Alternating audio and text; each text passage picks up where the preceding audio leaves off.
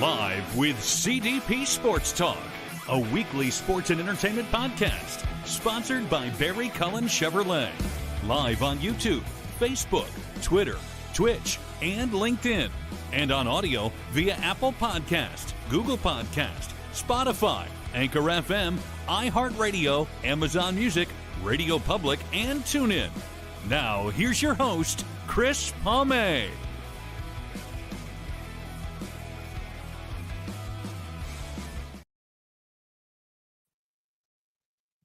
Good morning, everybody. Welcome to Season 10, Episode 49, overall 544 of Live with CDP Sports and Entertainment Talk Show, sponsored by Barry Cullen Chevrolet Dealership at 905 Woodlawn Road West in the Guelph Auto Mall.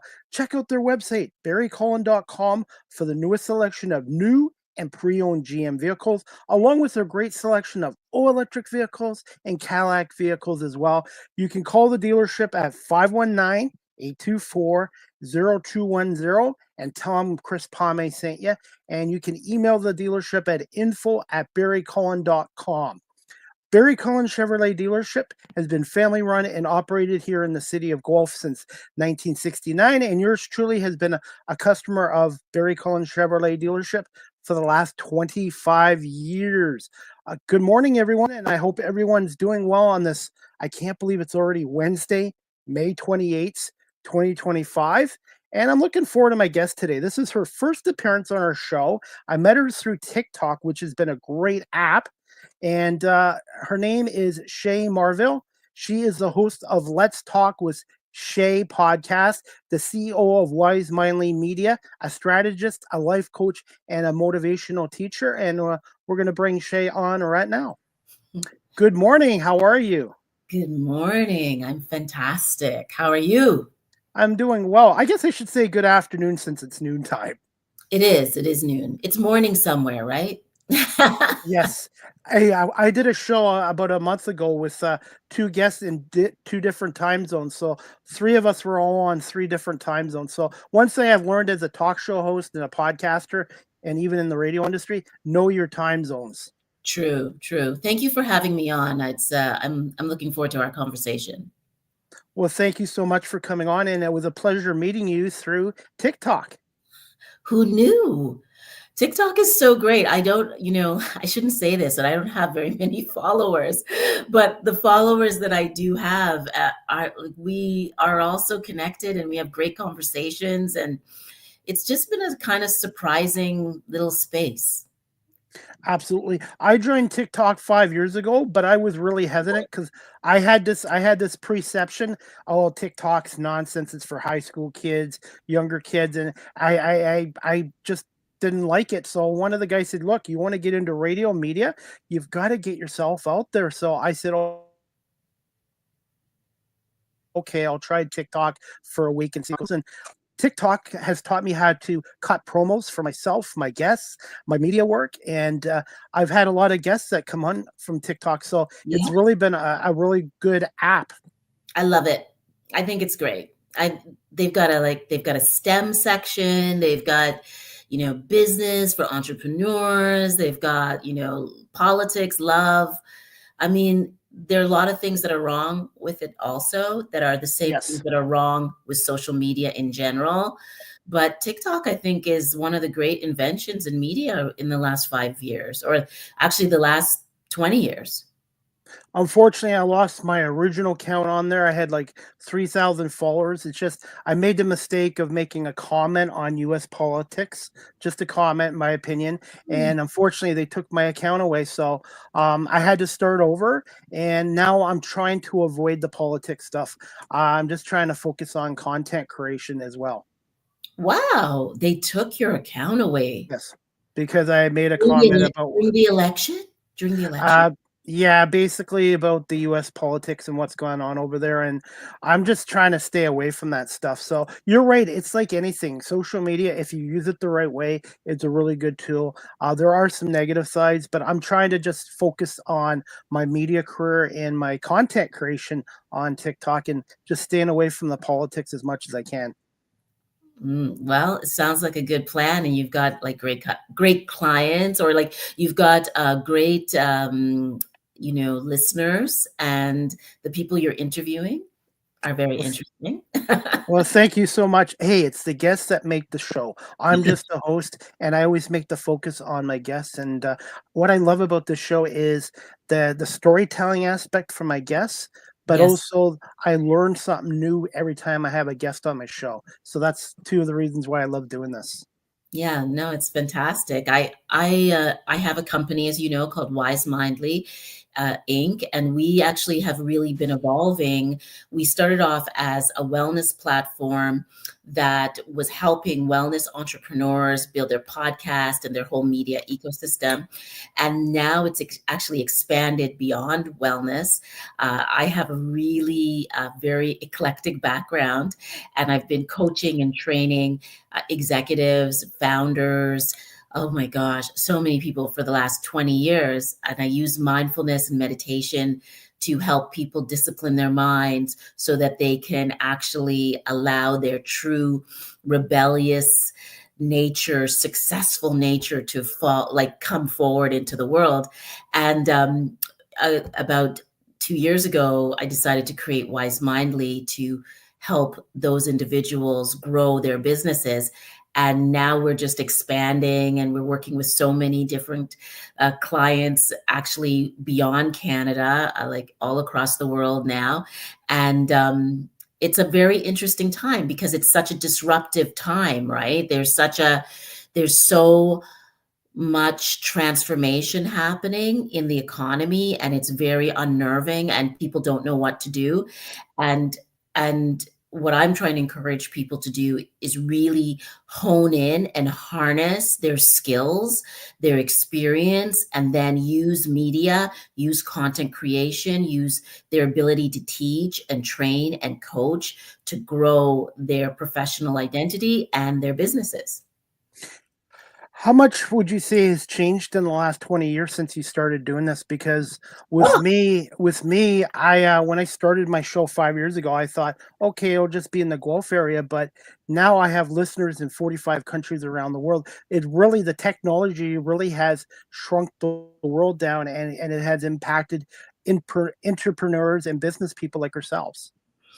Yeah, I think this is it, okay, let me say this. It's with a caveat. It is both an extraordinary and magnificent time, but a very disruptive time and unstable time. The world is unstable in many ways, but because of technology, we have access to people globally in a way that we never would have had before.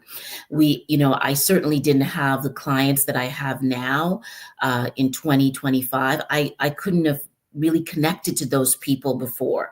However, I would say, because of the pandemic, because everything changed over the last 5 years, the amount of time I get to spend with people, like really like in person, is far different and not the same. I miss that. Like I miss traveling actually as much. Going to New York or going to London and participating in an event or speaking. There isn't as much of that as there used to be, but certainly there's I can reach far more people because of the technology. But we're also in a time where people, as you just mentioned, it's very political, it's very polarizing, and I think this is where mindfulness and meditation really come into play, because we have to keep inviting each other to be kind, to be compassionate, to be open, and that we can disagree and still be agreeable. We're in a fascinating time. Shay, I gotta ask you this: do you find empathy around the world has kind of shrunk the last couple years, especially after the pandemic? Empathy has shrunk. Whew. Well, I don't have the numbers. I think we're not as kind to each other because of technology. So, like I'm kind of being contrary. I just said because of technology, there's so much more that we can do.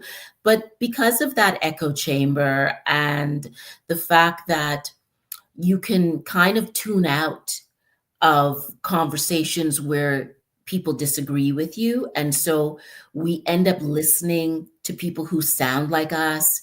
We end up talking to people who, either look like us or they appreciate the same things we do.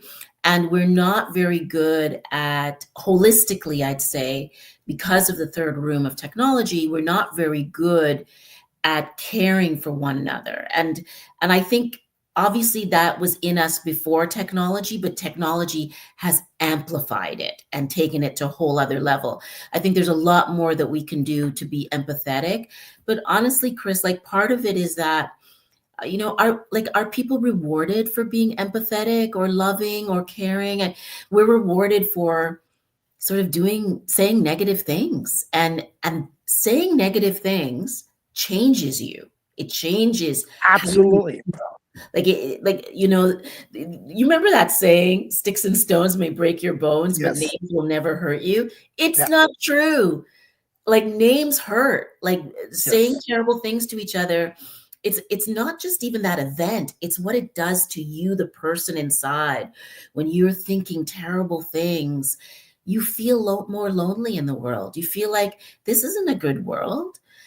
And that's not true. This is an amazing world. This is a world where uh, maybe people are not very empathetic online, but day to day, if you go to hospitals, if you go to seniors residence, if you go to daycares, if you go to a dog park, you see people loving each other and caring for each other in ways that we so underestimate it and undervalue it. I'll be honest with you. Before I switched careers 5 years ago, I was in a corporate company. They paid me well. They gave me benefits, and I was there for 23 plus years. But Wow. at the end, it was a toxic environment, and I was miserable. I was not happy, and it became into a work divorce where both sides decided it was time to move on. And I've been doing this for 5 years now. I might not be making as much money as I was in my other job, but I'm Yes. happy. I'm around people that love the radio media industry, my guests, and it's just completely changed my mental health and my attitude. Oh, you know what? I can see that in you. Like there's real, one of the things I really appreciate about you, you're so consistently like joyful I and try to be. I try to be. and I think and genuinely curious about the people that you're interviewing and what you're sharing. And I think it's to your point, that's something that money cannot buy. And the reality is, our mental health is in our body, and our body is in our mind.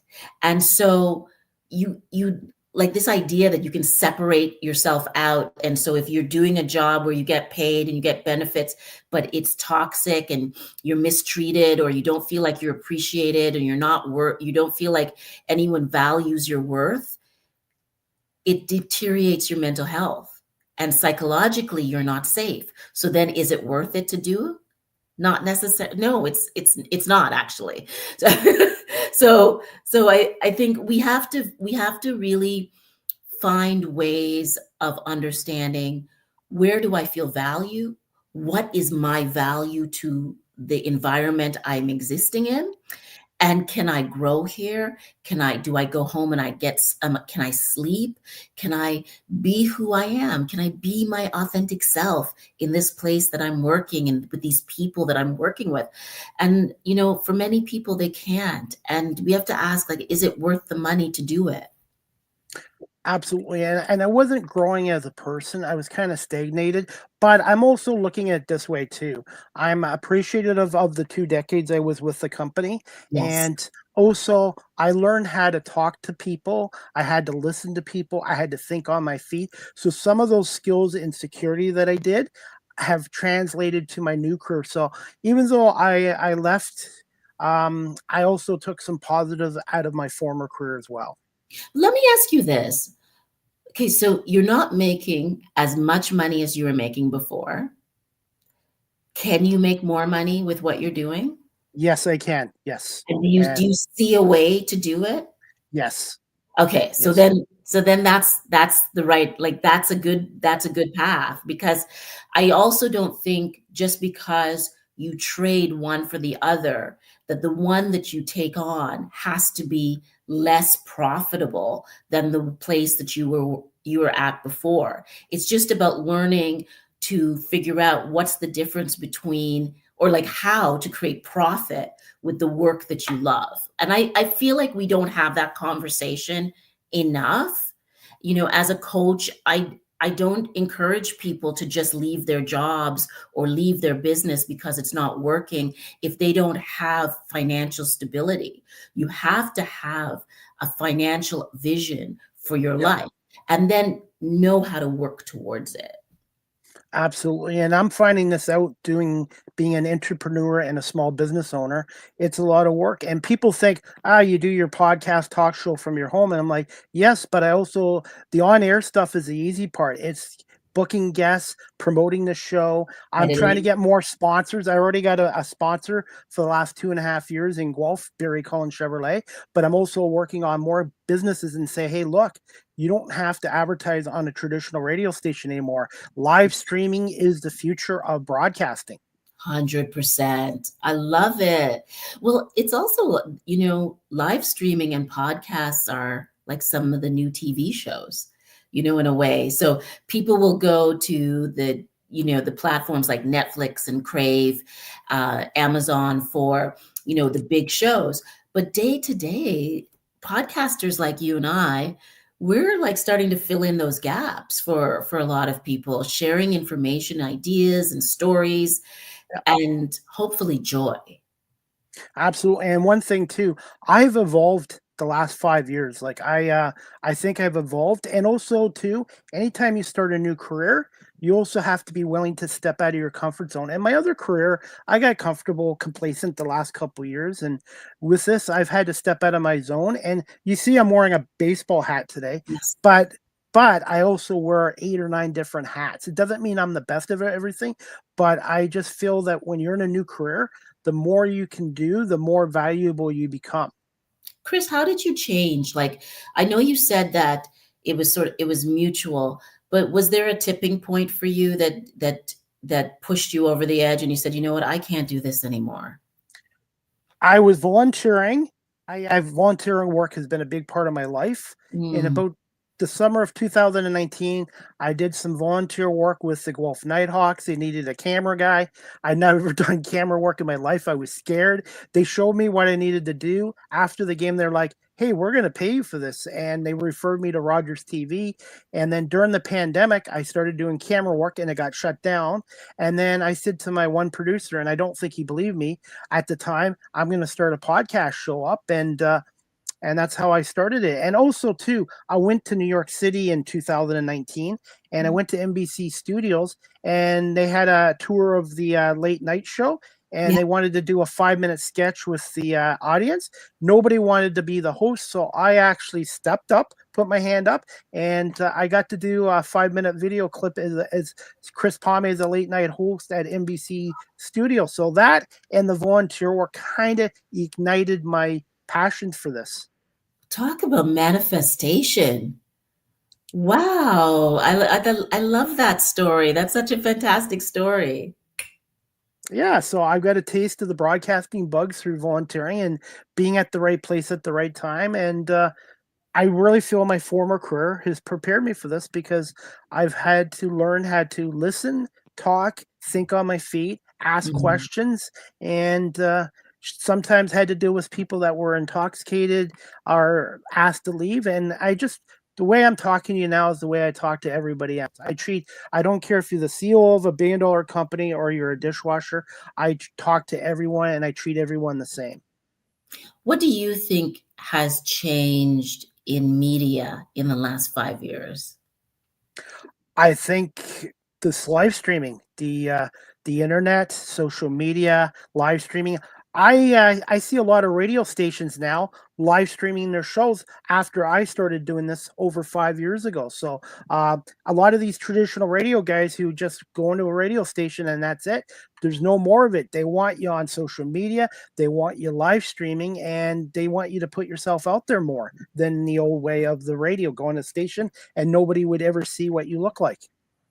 Wow. So do you think that this is going to, like, this is part of you building a platform? I'm interviewing you now. Sorry. That's okay. No, that's okay. Yes, I absolutely agree, and I've come a long ways in 5 years, and I also cover a number of pro sports teams freelance, and I just love it. I love as much as I love doing this virtual talk show, but Yes, I'm back. I'm back out now at sports stadiums, out in the public, interviewing people, and next week I'm hoping to interview a politician. Charlie Angus, who's going to be in Guelph next week. So I fingers know, crossed I can Terry. do it. Yes, so I'm hoping to do a live interview with him or ask him some questions. And I just love connecting with people. Oh, he's going to be great. So He doesn't hold back. fingers crossed. Fingers. Fingers crossed. So you can talk about Canadian politics, but you can't talk about American politics? I just really like his work. I Yeah. really like Charlie's work, and I when I was younger, I had no interest in politics, but now the older I've gotten, I make sure I vote Mhm. and make sure you are informed on things. You know, I was involved in politics for a while. Did not know that. Yeah, Wow.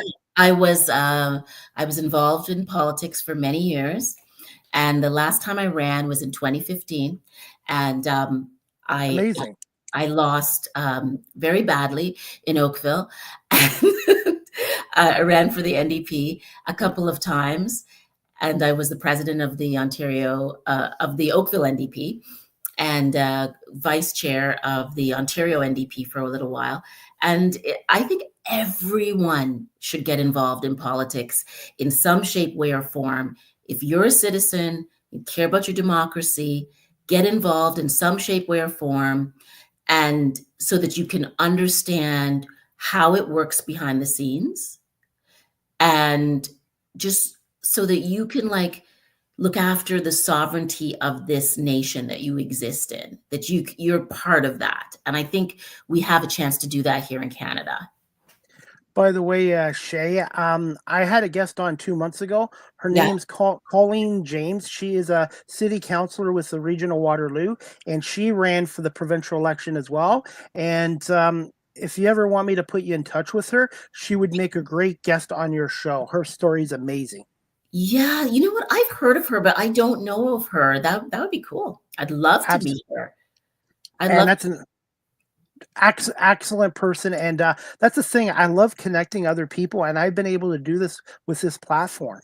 Are you excited about right now? Or are you like this moment in Canadian politics, or do you think it's a terrible moment, or do you think it's an amazing moment? I think it's good. I just would like to see our prime minister, who I voted for, just kind of stand up to that other country, because it's just a lot of nonsense over there. And I've had to make a decision recently, and I've had to pause my media opportunities over in the other country right now because I have principles, and I don't like the way things are going over in that country right now. But I do find our country now is more united than it was ever before, in my opinion. Yeah. I'm excited about Canada. Like, I mean, I love Canada, obviously, but I feel like even though we have, like, this huge debt that's terrifying, Yes. every country has a huge debt. And even though there's lots of things that are wrong, I like the idea that we are putting words together like Canadian exceptionalism and Canadian excellence. I've never in all my life heard us really talk about ourselves in that way. It was always America talks about possibility and abundance, but Canada is like pragmatic and, sort of humble and conservative. And now we're saying no, we can still be pragmatic, but we have so much to, like, celebrate about and build, and I love that, because I think there's lots of people like us who we don't fit into a box. We're entrepreneurs, we're intrapreneurs, we're innovators, we're in different kinds of industries, we're multi-passionate. And I don't feel like we actually get enough support in Canada. Like that's my big agitation with our nation. I think we could do healthcare much better. Yes. Okay, actually, I have a list, but Yes. the top of my list is I think we have a productivity issue and problem, and we need entrepreneurs, not just government, but we need to innovate. We need ingenuity. We need support for small businesses. It's very difficult for people to build businesses in this country. It's really hard. There aren't enough services for entrepreneurs, and so that's something I hope we can change.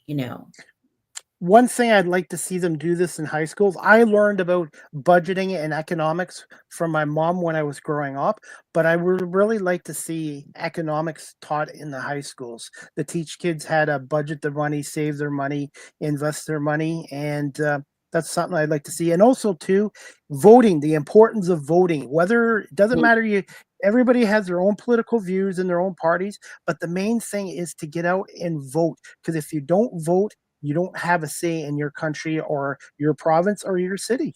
That's right. I think also, I don't think we do a good enough job at teaching about different industries, the different kinds of industries that you could work in or build a business in.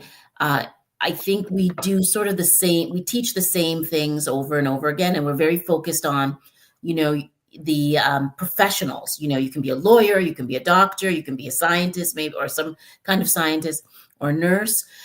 And then you can be a trades entrepreneur, tradesperson, but there's like a billion different jobs in the world. There are like a billion different ways to be. And we should be looking at what are the industries that are driving the economy of our country. And then we should be teaching our kids about those industries. And then you kind of locate yourself.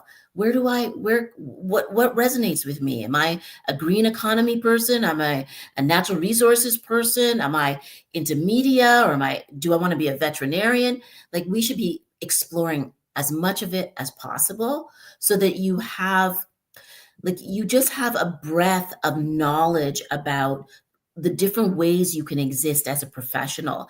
And, as a coach, one of the things that I see, especially for people who are, I'd say 30, I think there's something that happens to a lot of people around 40, where they're really reassessing, what they want and whether or not the work that they're doing is the right work for them. And what you see over and over again between 40 and 50 are people who actually never did what they wanted to. They didn't even know that the thing they wanted to do that they could do, because nobody in their family did it. Nobody in their network, in their community were doing it. And so where would they learn about that? At school, but they didn't. And so they find themselves at 40 or 50 in a life that's not even theirs. I can relate.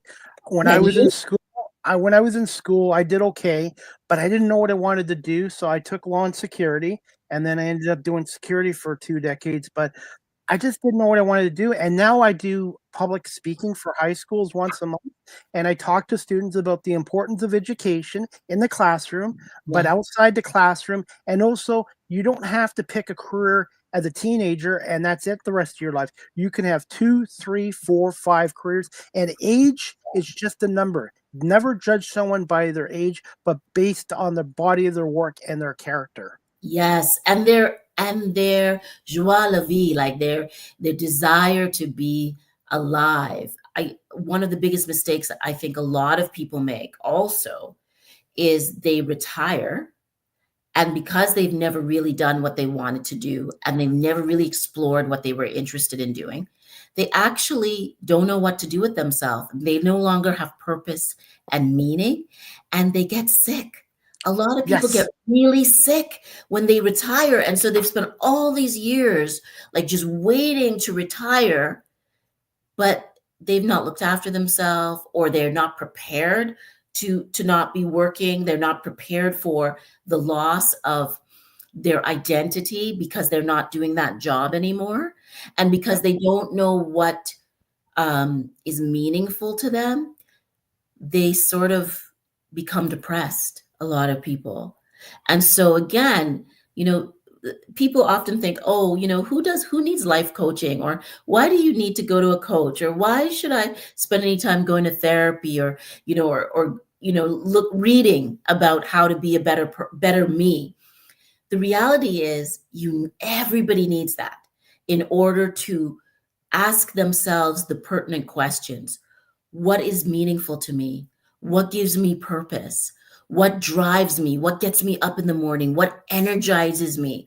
Because when you understand what energizes you, that life force, it vibrates through your whole body, and it just allows you to see opportunity and chances that you wouldn't see otherwise. When you're sad, when you're depressed, or when you are compressed, is what I would say. Depression is clinical when you're compressed in terms of your identity and your desire to live, like, and to do things.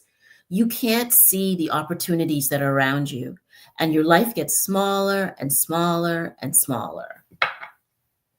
I can relate to that, or I used to be able to like that. Used to be. What I wanted to say is you want to keep growing as a person and not shrink. Yes. Yeah, you want to, and that's our natural birthright. Our birthright is, we are born, all of us, with the capacity to learn, to adapt, and to change, to evolve. And even, right now with everything that's going on, and listen, there's no easy way around what's happening. For some of us, some people are losing a lot right now. And because of the change in the economy, and because of technology, and because of AI and robots, and because also of fear causes people to not take chances.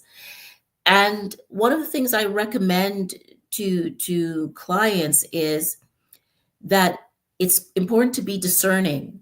It's important to learn to discipline your pain. And what I mean by that is, you kind of have to become an observer of yourself and understand that there are a lot of things that contribute to your well-being. And that when you're going through a moment of struggle, of suffering, of loss, that you're actually growing, that you don't get a great life from perfection. It's the imperfection of our life that produces strength and meaningfulness and deeper understanding of who we are spiritually, who we are emotionally. You asked earlier about, empathy. One of the reasons we're struggling with empathy is because we keep trying not to struggle.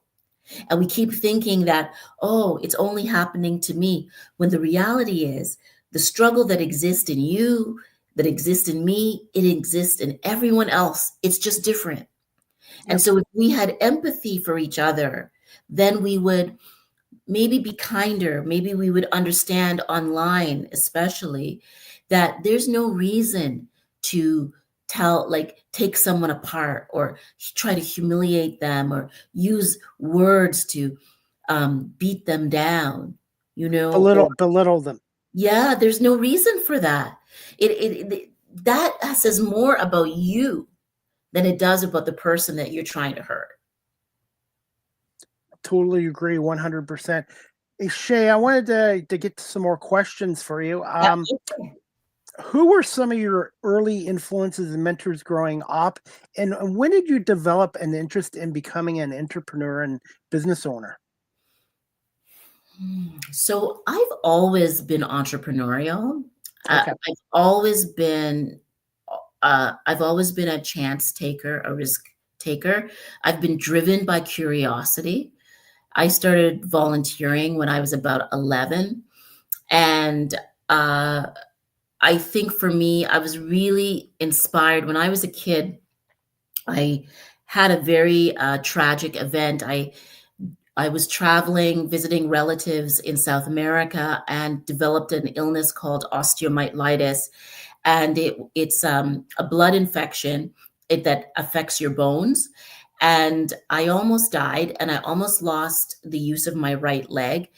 And it was a doctor, Dr. William Salter at Sick Kids Hospital in Toronto, who really saved my life and helped me to walk again.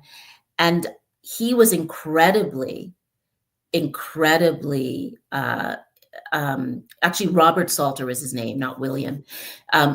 He was incredibly inspiring to me. And I remember one of the things that he just always said to me was that if you can see yourself walking and walking without a limp, you will do it. And he just kept telling me that. And you know how things are now with, it's very hard to see a doctor and have like a really strong relationship. And here was a world-renowned orthopedic surgeon who became, my surgeon at Sick Kids Hospital. And he just cared for me and my mom so deeply and was all about trying to show you a vision of you being better. And that's where I really learned that you can envision something in your mind, and that even if you don't get that thing, you will get pretty darn close to it, because you can see it and you feel it in your whole body. So he was really inspiring. My mother was extraordinarily inspiring, deeply spiritual, soulful, fascinating, and interesting. She was very inspiring. I had an uncle who became the mayor of Owen Sound. Amazing. Up north. And he was, I remember when I was a kid in Owen Sound, and we used to hand out pamphlets for him. And he would, Owen Sound, you've got the city, but then outside you've got a lot of farming communities and farming areas.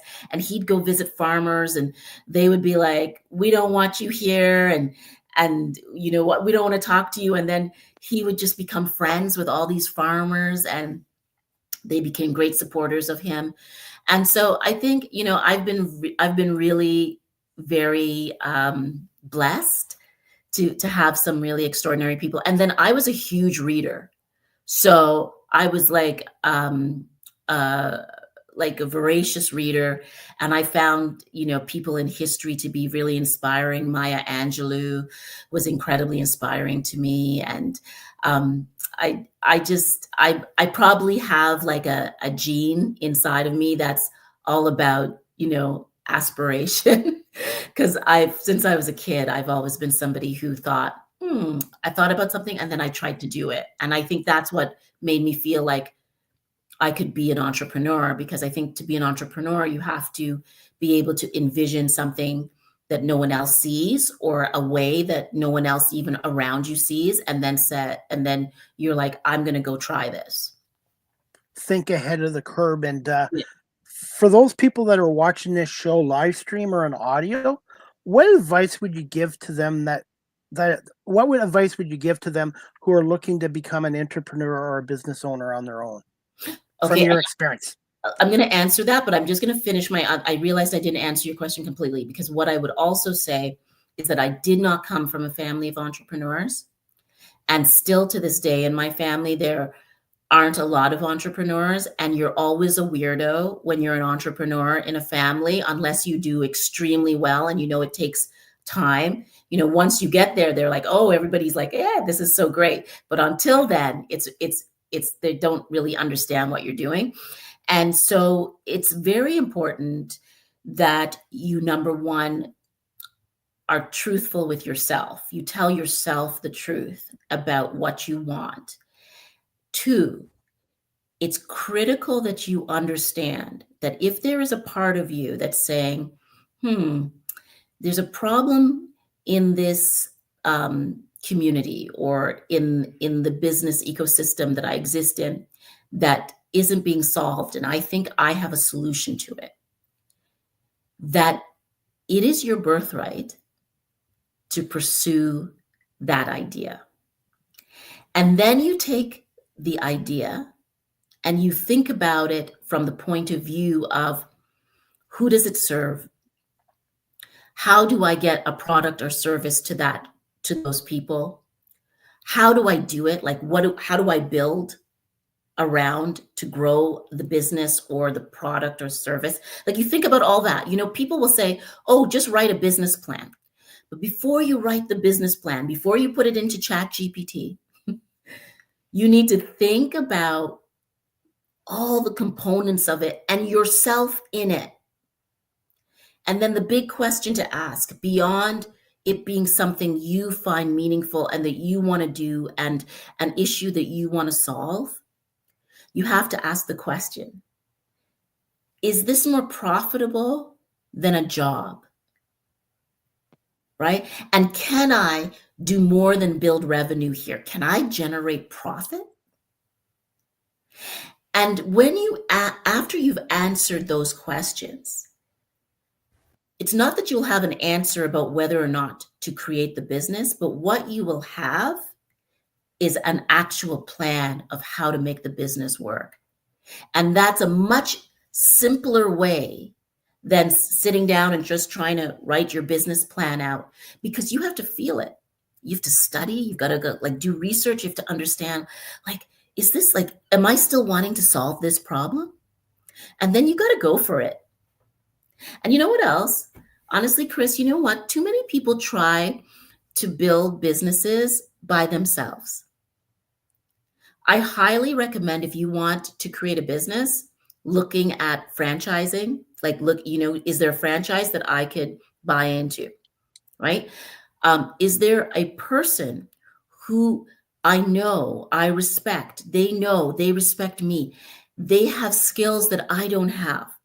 Could we partner together to build this business together, right? You don't have to do everything by yourself. And I think that's one of the issues, for a lot of business people, a lot of us are lone wolves. A lot of us, Guilty of it. right? And because we're lone wolves, we will often go off and do something by ourselves. And then we're burdened, because to have a business is extremely hard. You have to be the CEO, you have to be the CFO, you have to be the CMO, the head of marketing. You have to be the chief bottle washer. You've got to be the cleaner. You've got to do everything. Why do you need to do that? Why not? I have a number of collaborators, and some of them are really great at things that I'm not great at. So I no longer have to do those things, right? I have a friend who's a fantastic salesperson. So she refers business to me, and then I give her a portion of what I charge the client. And that way we both win. And we can grow together. So, and then in terms of intrapreneurs, this is a tough one, especially right now with businesses changing. But if you're in a small business and you've got an entrepreneurial spirit, so you're somebody who wants to be entrepreneurial within a business, or leaders of the organization, and you let them know, okay, I know you've hired me, Shay, but I want you to also know that I've got this entrepreneurial spirit in me. I'm a go-getter. Are there any other tasks that you have beyond what's in my job description that I can help with? I'm telling you, so many CEOs want to hear those words, because they are tired of carrying it all on their own. They want people to show up and share and grow with them. So I just think, if you're a small business creator or a business, not small, just a business creator, and if you're an entrepreneur, and if you're an intrapreneur, friends, you got to lean in hard on that. Accept that that's who you are, and then look at the ecosystem you exist in and apply yourself to that ecosystem.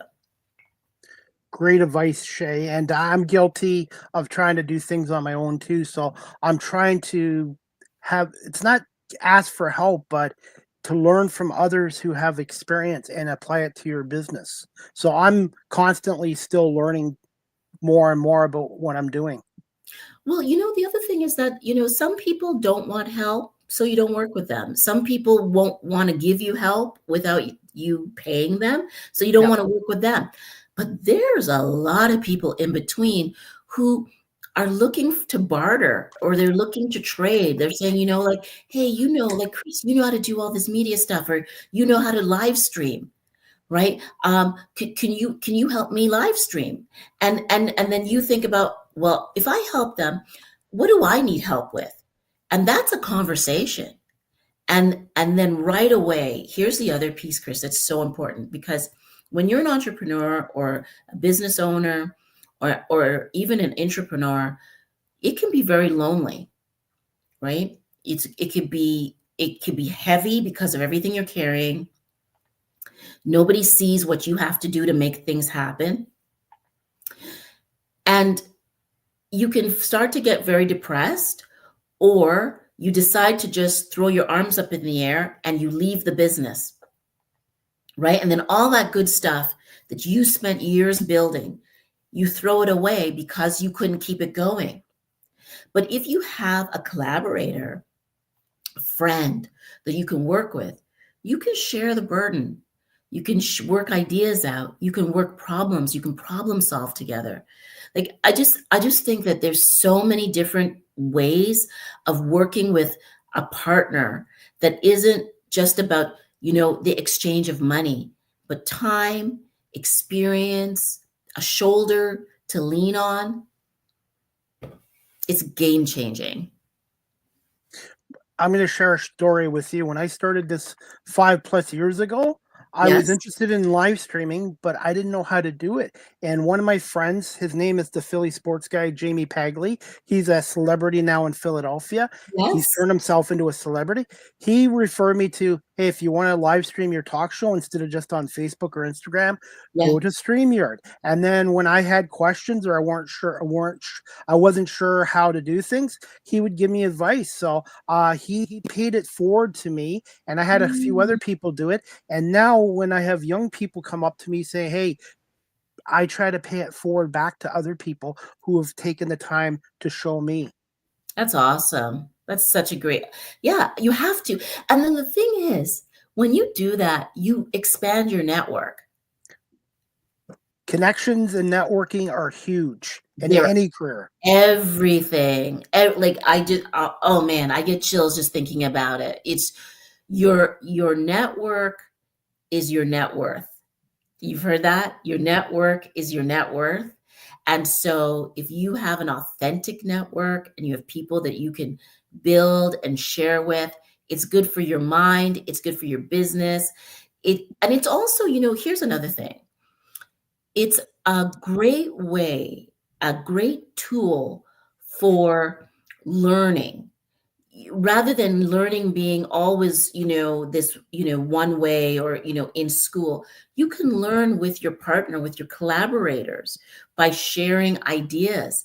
We all come with a different lens to the table.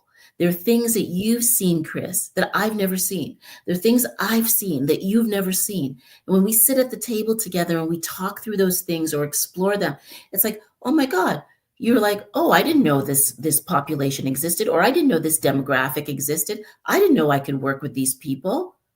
All of a sudden, you've expanded your demographic of who you can connect to. And I've tried some things. They have these things called podcast networks.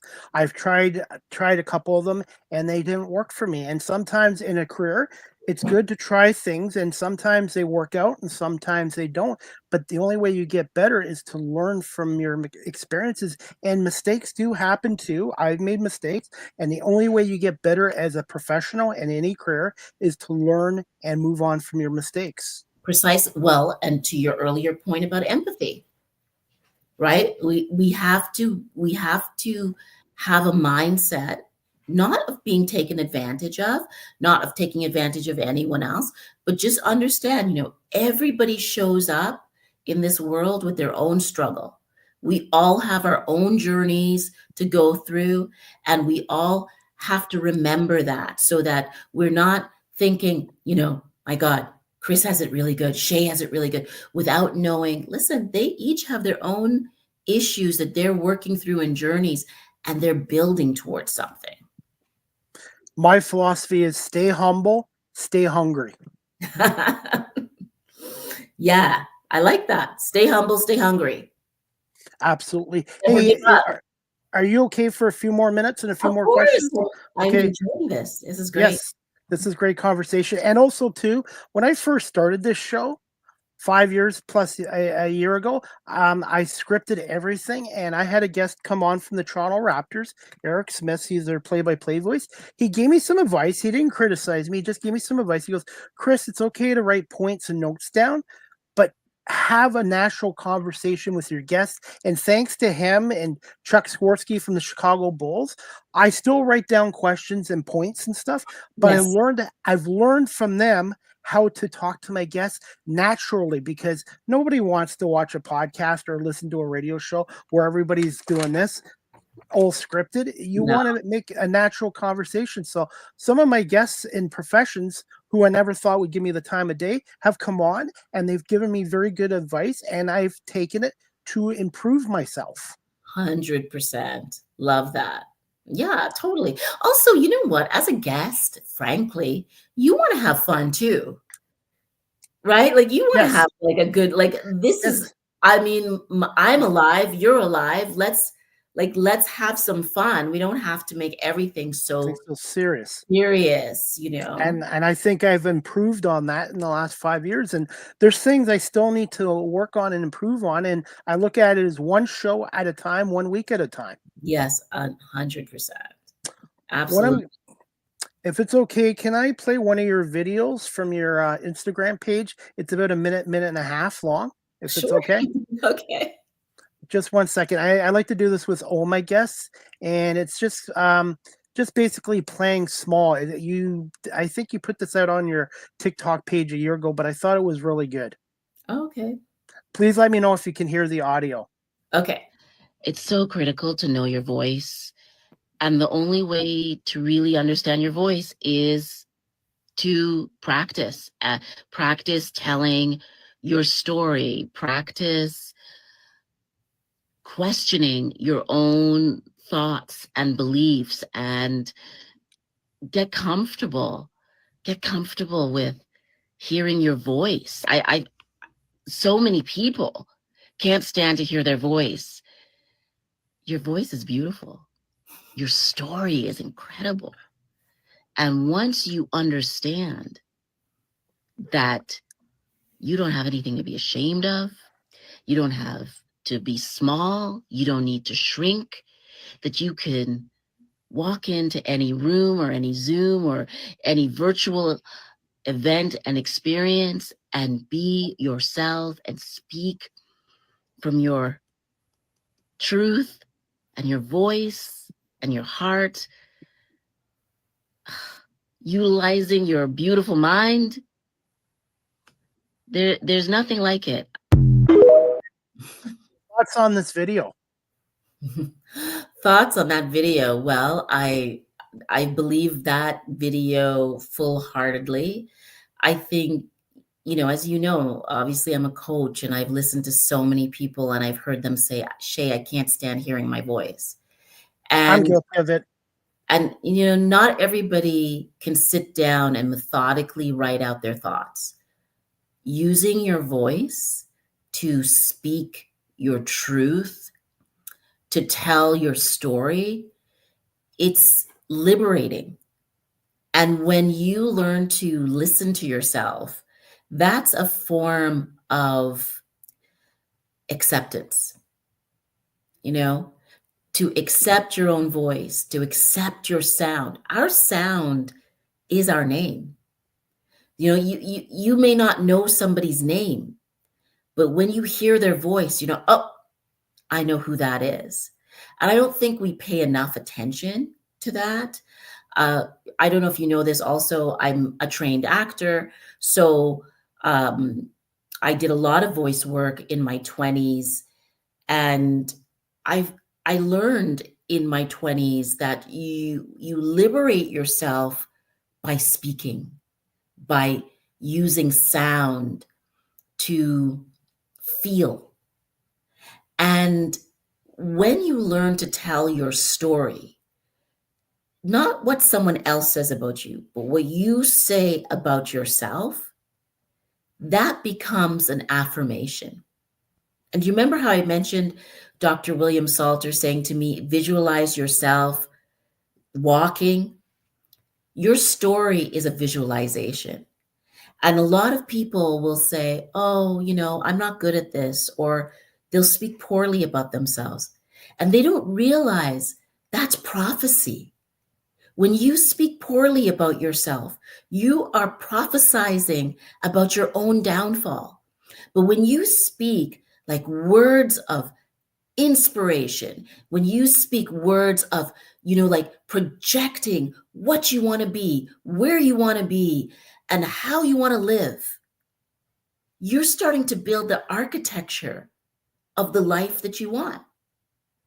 And then your mind and your body, they all align, and they're like, hey, we know where we're going.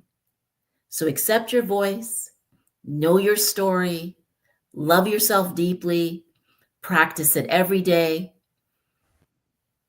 And I just think what I've seen, and what I've seen, the evidence is remarkable things happen. Can you explain to the audience what playing small is?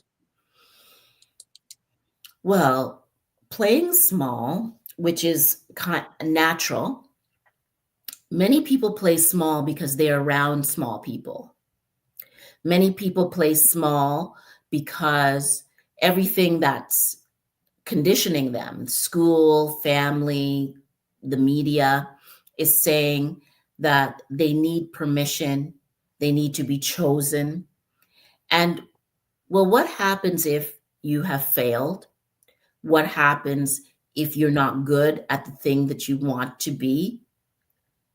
Well, you start to get smaller and smaller if you have to be chosen before you actually do what you really want to do. Instead, you have to decide that you are worthy of your vision. I think, one of the things I ask clients is, do you think you are worthy of your dream? So the dream, the thing that you want to have your own podcast, or to be on television, or to make $1 billion, or to run your own, to open your own business. Do you think you are worthy of that dream? And some people will say, well, I'm unsure, I'm insecure, I'm not sure that I have what it takes. I think I have all these things to learn. No, you have many things to learn. We all do throughout our life. But I'm asking you something else. Because if you don't believe that you have a right to the dream that you desire, for the thing that you want the most, you can't accomplish it. Because your mind will always feel that you are not deserving, that you are inferior, that is not possible. So your mind will not drive you towards the thing, the object that you want. You have to believe in your desire. You have to believe in your dream. And this is the way I would encourage people to think about a dream. If there's something in you, like let's say, for example, you want to be a writer, and maybe you were told your writing wasn't very good. And so you've spent your life thinking, well, I have all these stories in my mind. I like to write about, let's say, baseball, or I like to write about my grandparents, but nobody wants to hear that. And all my life I was told that I wasn't a very good writer. I had spelling mistakes, my grammar was incorrect, etc. But here's the thing. Even with all of those problems and the feedback, you still want to tell the story. You still want to write about the baseball bat. You still want to talk about what happens in a game. That's what you have to serve.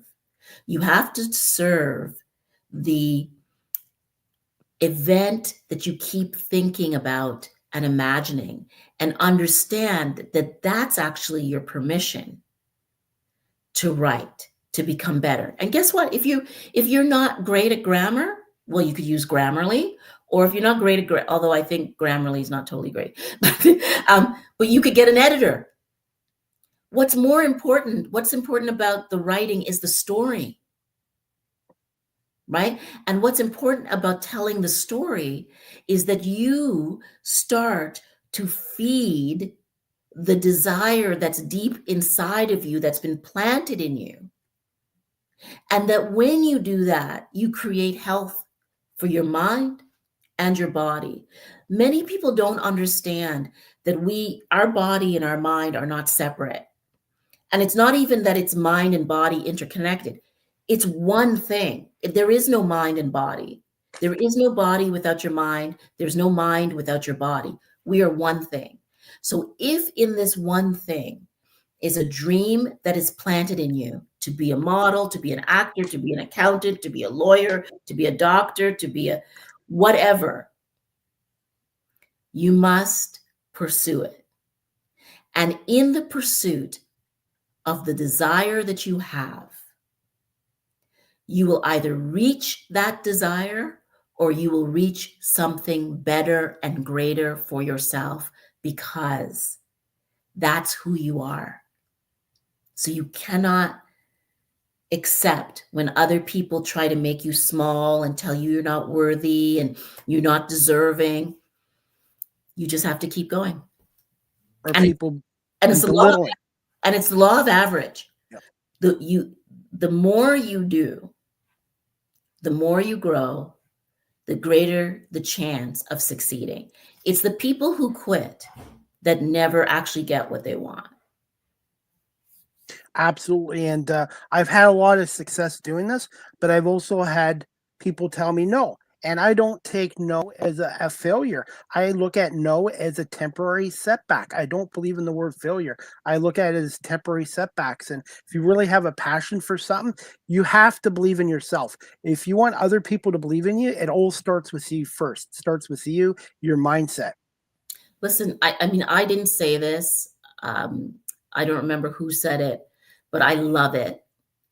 And that is rejection is redirection. Rejection is redirection. I have been rejected far more than I have been embraced. And I've learned every time. Every time I've learned. And when a door closes, maybe it's not for those people. Maybe it's not for that group. Maybe it's not that person. It's the same with like dating. You know, a lot of people give up on love and they think, well, you know, I'm just being rejected or I'm not meeting the right people.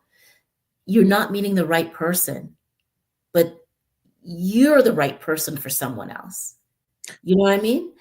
Don't deprive the world of you and stay small in your relationships, in your business ideas, in your ambition for life. There's too many people like that, and it makes for lots of unhappy people. And I'm guilty of that as well, because I had a bad dating experience 11 years ago, and I haven't really, I'll be honest, I haven't really dated much in the last 10 years because of that experience, and I need to move on from that. Yes, I'm guilty. Years. Oh yeah, my goodness, no. I'm guilty. So no, and I mean, this is what happens. Like, we have a bad experience and that sort of taints us and we get afraid, right? Like, because again, it's difficult. Dating isn't easy, but there has to be a way, like you have to find a way in yourself sometimes to not take things personally. Another saying that I really love is learn to discipline your disappointment. So you can be disappointed and you can feel it deeply, but don't internalize it and say, well, I'm not worthy. I'm not good enough. I'm never going to meet someone. No, you have to get back to the visualization and say, I may not know this person now. I may not know where they are right now, but I'm a loving and beautiful person. And I know that there's someone beautiful out there who is going to love me the way I deserve to be loved. And you say that every single day. And you're going to meet someone. And you'll be 100%. surprised. You'll be completely surprised. You know, I've been married for 21 years now, and my husband and I laugh because we, you know, we met 30 years ago, but we just ignored each other. We had no idea that one day we would be married with 4 kids and you know, and a crazy dog. We had no idea. You just never know who's going to be that person that sees you. And then all of a sudden they see you and you see them. And in an instant, you walk through the same door. I totally agree with you. And recently, just by doing this show, I've been meeting a lot of people and friendships and stuff like that. And yeah, I totally agree. That hit home. That hits home. That hits home with me. That hit home. Good.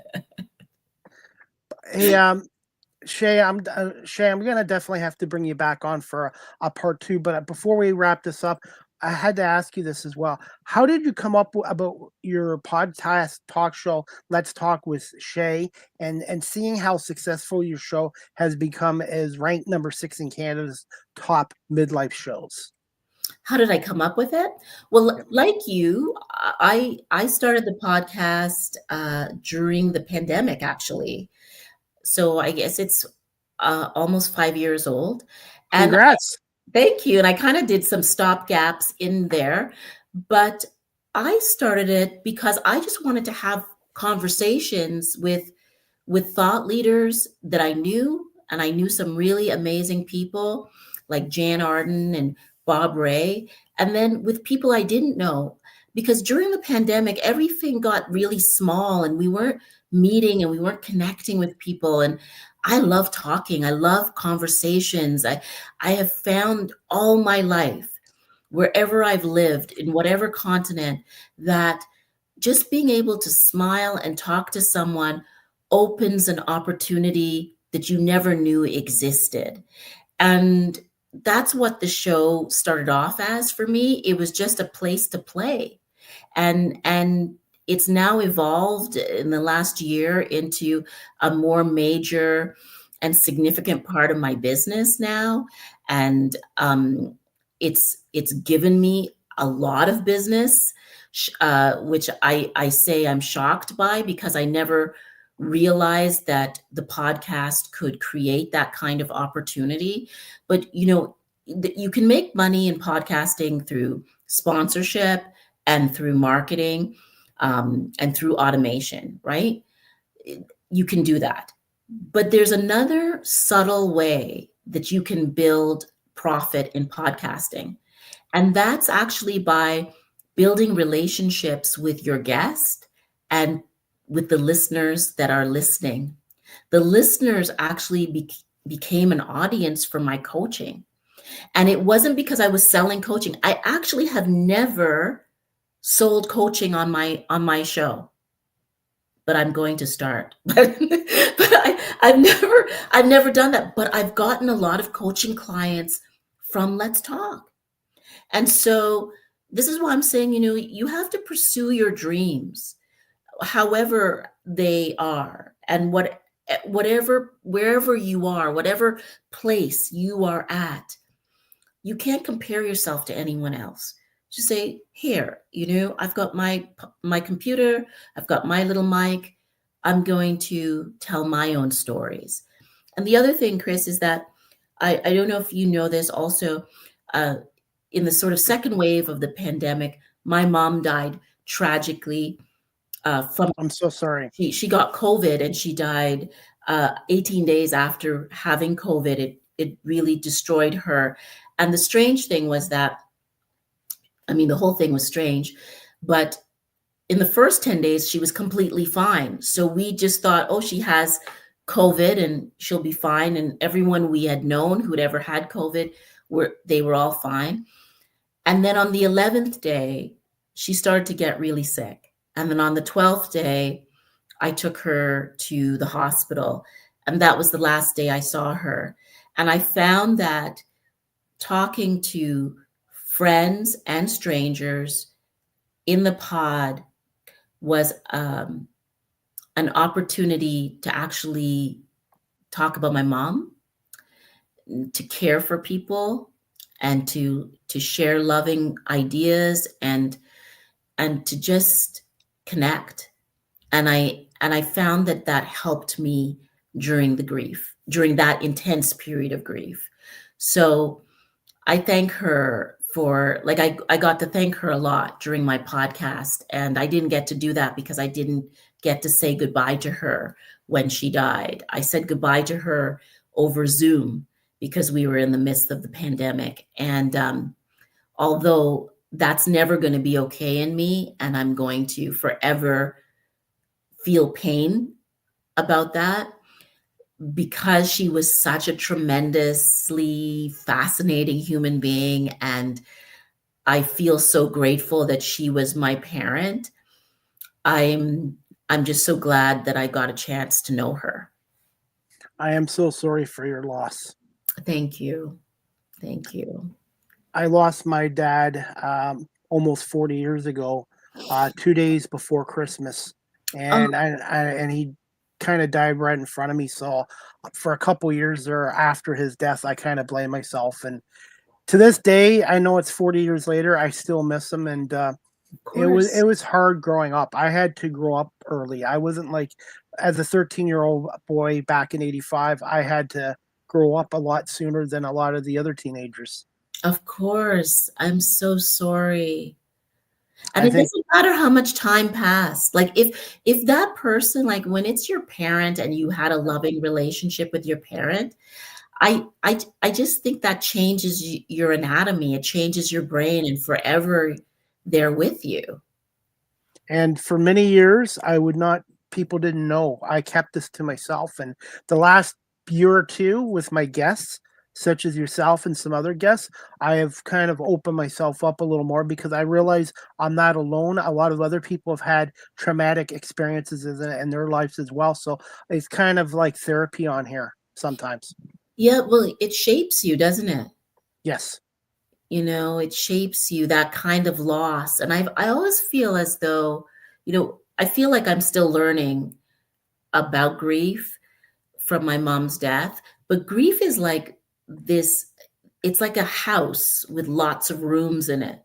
And as you go through your life, you go into different rooms that you had with that person, with, your mom or your dad, and you have different memories, you have different stories, and there's things like that trigger, I sometimes I'm eating something, and the taste, that's something my mother would have made, or it was something that she would have loved to eat, or I'll smell a flower and I'll think, "Oh, I smell my mom," and it's Or music. You or hear a certain music is huge, no doubt. Music is huge.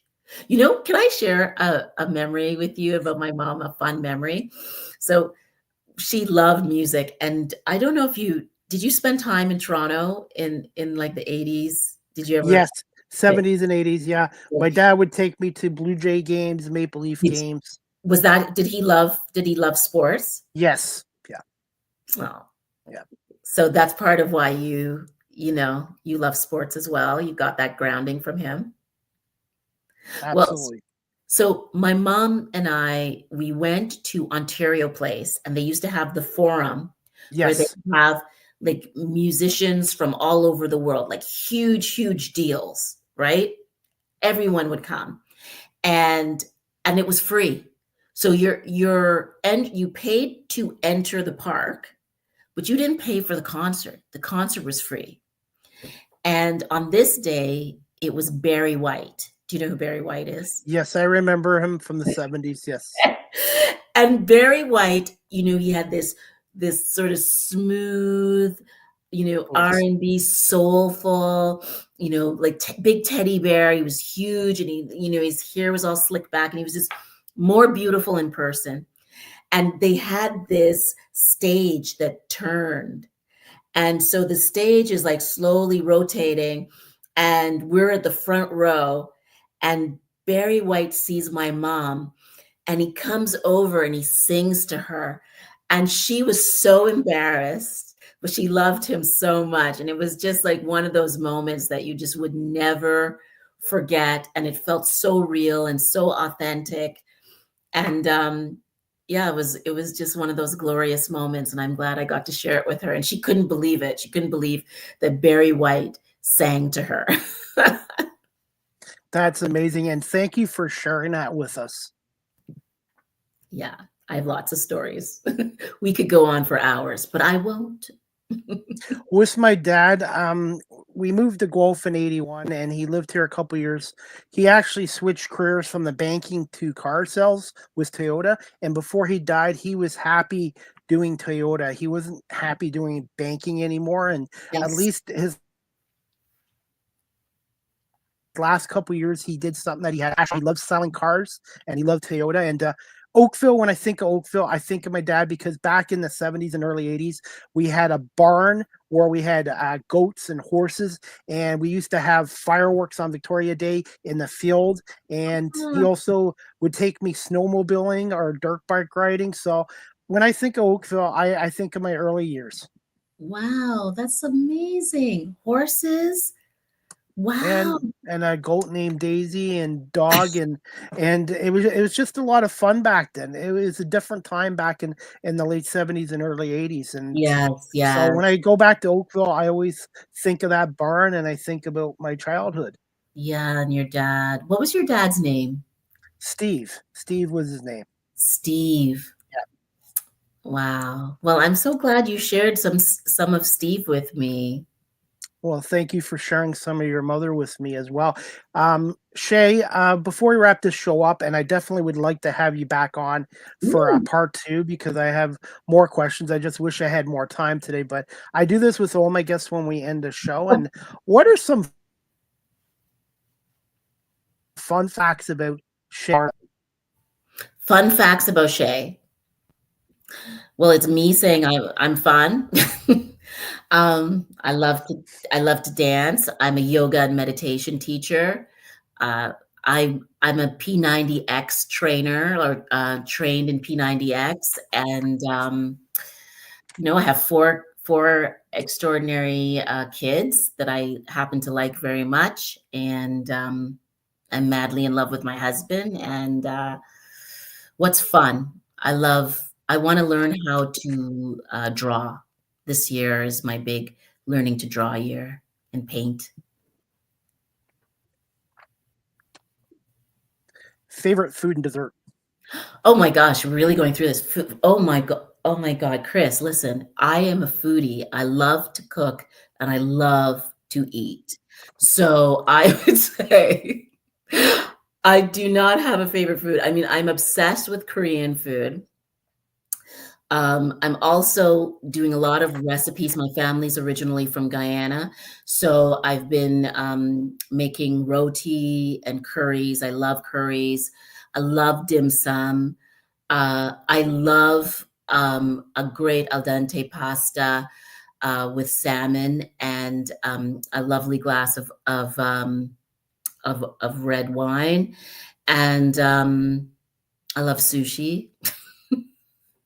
I'll pass. Dessert, chocolate cake. Oh, I haven't had chocolate in almost 8 years now. What? Are you allergic? Why? I had to give up chocolate because about, was it October 2017? My doctor told me at the time I was heading for diabetes. So I've given up chocolate. I haven't had chocolate since October 2017. I probably could have it again, but I'm a sugaraholic. You know how some people have trouble with alcohol or Yes. drugs? For me, it's chocolate. Sweet. So if I get a taste of chocolate again, I won't stop. Okay. It's addicting. What about carrot cake? No, I love carrot cake. But you can't. Okay, what about apple pie? I like apple pie. I just stay away from chocolate, but apple pie I can have, carrot cake I can have. You can have yogurt. Yes. Fruit. You can have fruit. So, well, you have to... I'm on my way over. I love to eat too. I love to eat too. I always joke, I was invited to something later tonight, and they sent me a note and they said, "Oh, what allergies do you have?" And I said, "Unfortunately, I have none." Thankfully, I don't have any food allergies, Yeah. just the pollen and cut grass. Yes. Yes. Okay. Next question. What do you love about Oakville the most? The lake. The lake. That Yeah. is nice. I love the lake. It's so healing. When my mom passed, I spent a lot of time at the lake every day. Yeah. Was your mom a lake person too? She was an outdoors, like she liked the outdoors, but she really suffered from allergies a lot. But she loved being outside. She loved swimming. She loved swimming. One of her favorite places in the world was Barbados, and she loved the water there. So I'd always think of her when I was close to the water. And, since then I've gone to Barbados, and, I really love Barbados because the last time I was there with her. What's some of your other favorite vacation places?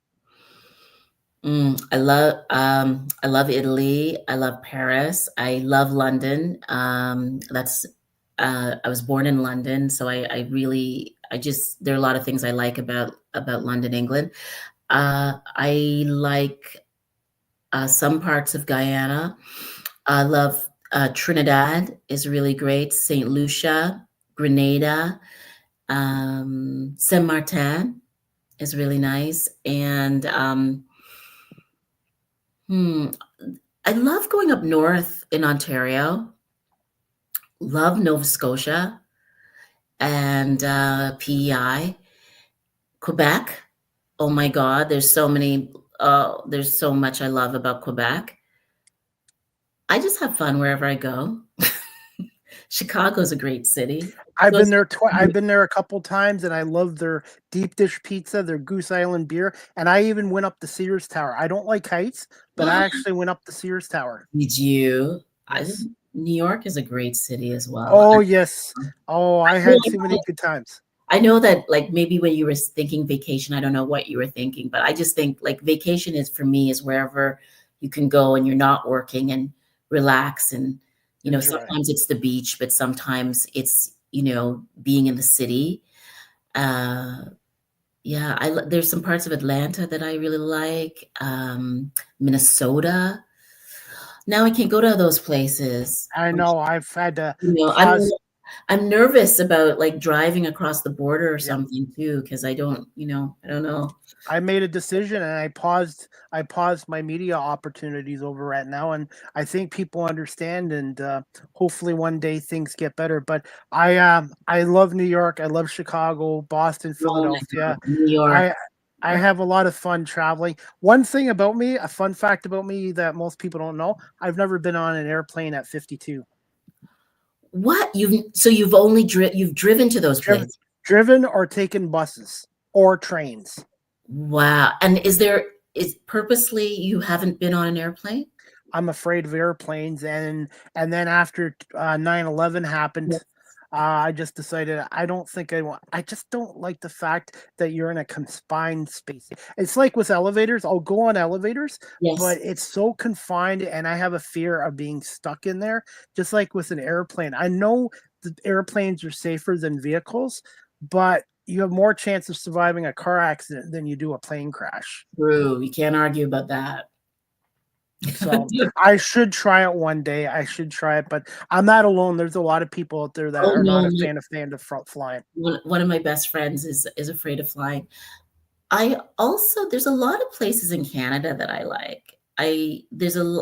Canada's really, really captivating, depending on, the time of year. So I'm really in love with, Nanaimo. Have you been to Nanaimo? Like off of, like in BC? That's where those Nanaimo bars. Yeah. It's beautiful. No, but they have those Nanaimo bars. Okay. I've been to more of the states. I've been to more of the states than my own country. So I think now the next 5-10 years, I need to travel around Canada more than the States. Oh, BC, Canmore, Alberta. You got to go to Canmore. I mean, and Banff, and Alberta's like, there's just, I highly recommend traveling across Canada if you can. So.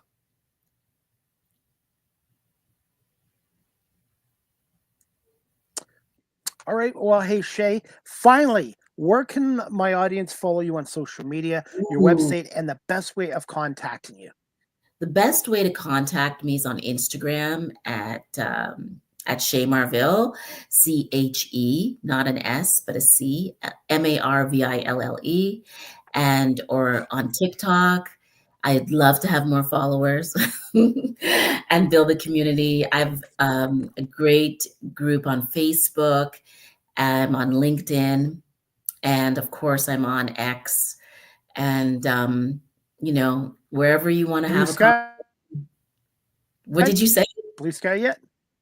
I am on Blue Sky, but you know what? I don't do a lot on Blue Sky, to be honest with you. But you can contact me on Blue Sky, and I have a website, CoachShayMarville.com, and WiseMindly, of course, WiseMindly.com. So, I'd love when to is your next to podcast? hear your feedback. We've got a new podcast coming out on Friday, and we've got a couple different people actually on that show. And next month, we've got some really exciting things happening, and we're going to have some contests, and people can win. They'll be able to win like a coaching session with me for participating, and I'm excited about that. How often do you record a show, and is it video form or audio form? We are mostly audio, although we do record. Well, we record video, but we don't share every video. But we always share the audio, obviously. And we're moving into a studio in Bronte, Oakville, called Music Box. My producer, it's his studio, Jim Spiro, and that's going to be fun. So we'll be seeing more people in the studio and expanding that way. Well, I want to say thank you so much for coming on today. And do you have a question for CDP before we wrap this up? Ooh, what's your next big dream? What's your next big goal for your show? To keep growing my audience, to get more sponsors, and to eventually have my own studio for this. As much as I love to be in radio and in a studio, I want to continue to keep building this talk show, my brand, and expanding. Awesome. Well, anything I can do to help you, Chris, I will. Thank you so much for having me. It's been an absolute joy. Well, thank you so much. And I'll definitely have to have you back for part 2, because I'd like to talk to you about meditation and yoga. And I've had some comedians that are meditation teachers as well, I could put you in touch with as well. Oh, fantastic. I've been teaching yoga for 20 plus years now, and a practitioner for about 38. So yes, I have nothing but good things to say about meditation and yoga. I have more to learn about it, and that's what I love about this show is I learn from every guest or guests that come on. And thank you so much, Shay, for giving us well over an hour of your time. Give me a little bit of time tonight, and I will send you the full video, the audio, and I will shrink the video into 30, 40-second reels and clips, and I will tag you on TikTok and Instagram, and you have an open invite to come back on my show again, and continue success. Thank you, Chris. I wish you all the best. Thank you for your generosity. Thank you so much, Shay, and have a wonderful day, and we'll be in touch with you soon. Absolutely. Bye, my friend. Thank you. All right, guys, that concludes season 10, episode 49, overall 544 of Live with CDP Sports and Entertainment Talk Show, brought to you by Barry Cullen Chevrolet Dealership at 905 Woodlawn Road West in the Guelph Auto Mall. Check out their website, barrycullen.com, or you can call the dealership at 519-824-0210. or you can email them at info@barrycollin.com. And just make sure when you contact them, you tell them that Chris Pame, aka CDP, sent you as well. And I have another announcement to make before we wrap up the show. The next live with CDP Sports and Entertainment Talk Show, sponsored by barrycollin.com, is going to be on Monday, June 6th at 4 p.m. Eastern, with special guest Tracy J., a Reiki practitioner and energy healer. So Tracy J., a Reiki practitioner and energy healer, will come on and talk to us about Reiki and being an energy healer and how she got into that as well. And then on Monday, June 9th at 4 p.m., I have an actress, voiceover artist, stand-up comedian, Nicole Blessing from Los Angeles coming on. So I have more guests and more wonderful shows coming on here as well. And before we wrap up this show, guys, check out a 2025 Trax 1RS leased from 158 biweekly. That's like $79 weekly at 5.9% interest over 24 months with $2,800 down payment on an ultra low kilometer lease for a 2025 Track. More details available at barrycollin.com or visit the dealership at 905 Woodlawn Road West in the Guelph Auto Mall. And Barry Collin Chevrolet is a proud sponsor of Live with CDP Sports and Entertainment Talk Show. And I want to say thank you to my guest today, Shay Marville, for coming on here today. Again, she is a strategist, a media founder, and the podcast talk show host of Let's Talk Share, which is one of the top midlife shows in Canada as well. And she's also the CEO and founder of Wise Mindly as well. So please look for Shay Marville on all social media platforms, including TikTok and her YouTube channel as well. That is about it, guys. I am off to a cooking class at the University of Guelph today. And before we wrap up this show, guys, Toronto Argonauts will wrap up their training camp in preseason this Friday, May 30th at 7 o'clock.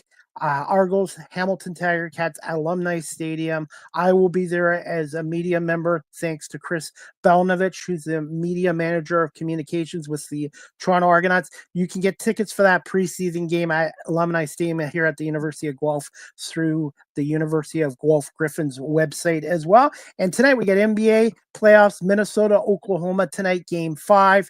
Oklahoma is up 3-1 in that series. NHL Stanley Cup playoffs tonight, East Finals, Florida, Carolina, 8 o'clock. Panthers are up 3-1 in that series, and the Panthers could wrap up a trip to a third straight cup with a win tonight over Carolina, who won game 4 2-0 in Florida. Major League Baseball today, we got San Francisco, Detroit at 1:15. Tigers are going for their 4th straight win and a sweep over the Giants. Jackson Joby, 4-1, will be pitching for the Tigers today as well. And that wraps up our show, guys. I want to say thank you again to my guest, Shay Marville, for coming on here today. And thank you to all my guests this week.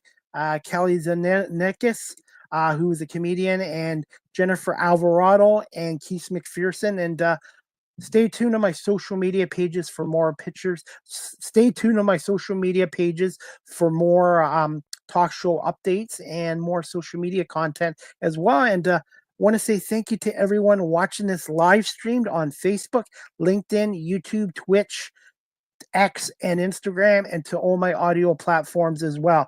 I hope everybody has a great day. Enjoy the NBA, NHL playoffs, Major League Baseball action, and we will see you back here on Monday, June 6th at 4 o'clock with my guest, Tracy J., a Reiki practitioner and energy healer. I hope everybody has a great day, and we'll see you soon on Live with CDP Sports Entertainment Talk Show, brought to you by Barry Collin Chevrolet